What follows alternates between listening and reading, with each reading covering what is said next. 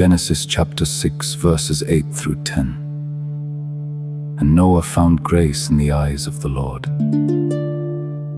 These are the generations of Noah. Noah was a just man and perfect in his generations, and Noah walked with God.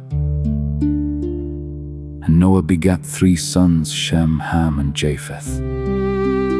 We have here Noah distinguished from the rest of the world, and a peculiar mark of honor put upon him. When God was displeased with the rest of the world, he favored Noah. But Noah found grace in the eyes of the Lord. This vindicates God's justice and his displeasure against the world, and shows that he had strictly examined the character of every person in it before he pronounced it universally corrupt. For, there being one good man, he found him out and smiled upon him.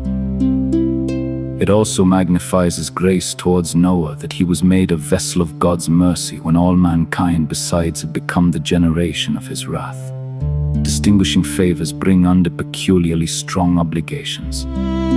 Probably Noah did not find favor in the eyes of men.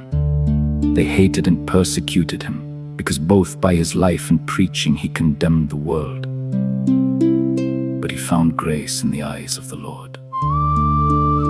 And this was honor and comfort enough. God made more account of Noah than of all the world besides. And this made him greater and more truly honorable than all the giants that were in those days, who became mighty men and men of renown. Let this be the summit of our ambition, to grace in the eyes of the Lord. Herein let us labor, that present or absent, we may be accepted of him. 2 Corinthians chapter 5 verse 9. Those are highly favored whom God favors. When the rest of the world was corrupt and wicked, Noah kept his integrity. These are the generations of Noah. This is the account we have to give of him. Noah was a just man. This character of Noah comes in here either as the reason of God's favor to him. His singular piety qualified him for singular tokens of God's loving kindness.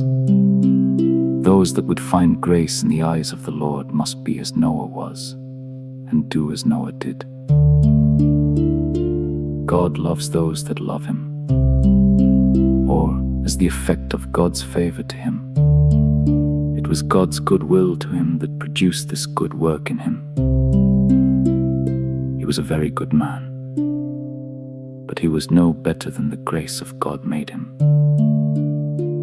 1 Corinthians chapter 15 verse 10.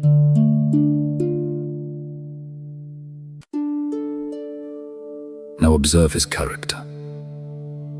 He was a just man, that is, justified before God by faith in the promised seed. For he was an heir of the righteousness which is by faith. Hebrews chapter 11 verse 7. He was sanctified, and had right principles and dispositions implanted in him.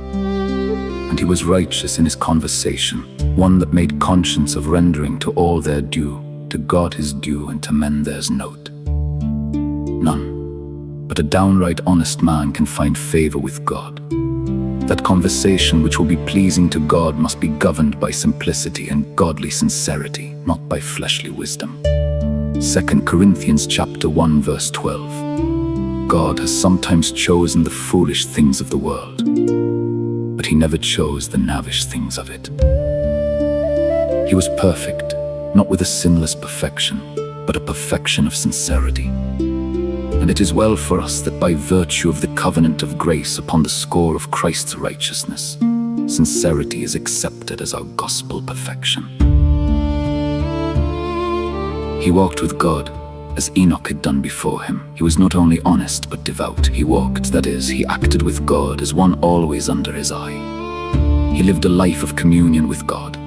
It was his constant care to conform himself to the will of God, to please him, and to approve himself to him. Note, God looks down upon those with an eye of favor who sincerely look up to him with an eye of faith. But That which crowns his character is that thus he was and thus he did in his generation, in that corrupt, degenerate age in which his lot was cast. It is easy to be religious when religion is in fashion, but it is an evidence of strong faith and resolution to swim against the stream to heaven, and to appear for God when no one else appears for him. So Noah did, and it is upon record, to his immortal honor.